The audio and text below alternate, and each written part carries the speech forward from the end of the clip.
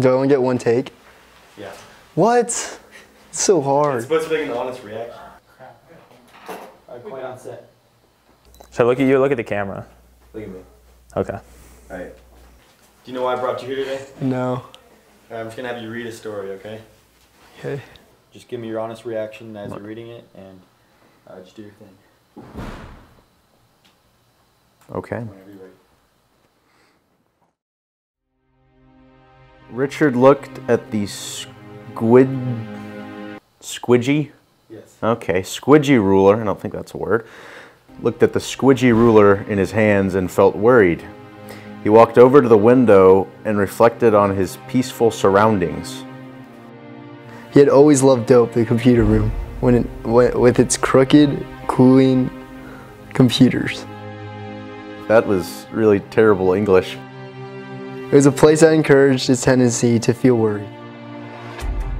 Then he saw something in the distance, or rather someone. It was the figure of Chris. Chris was a ruthless juggler with ruddy fingers and greasy hands. Richard gulped. He glanced at his own reflection. He was a tight-fisted, articulate soda drinker with tall fingers and curvy hands. His friends saw him as a happy, healthy hero. But not even Richard was prepared for what Chris had in store today. The sun shone like a rampaging pigeons, making Richard anxious. As Richard stepped outside and Chris came closer, he could see the splendid smile on his face. I am here because I want a cool jacket. Chris bellowed in a clumsy tone. He slammed his fist against Richard's chest with the force of 4,757 frogs. I friggin' hate you, Richard. Richard looked back, even more anxious and still fingering the Squidgy Ruler. Chris, eat my shorts, he replied. Suddenly, Chris lunged forward and tried to punch Richard in the face. Quickly, Richard grabbed the Squidgy Ruler and brought it down on Chris's head.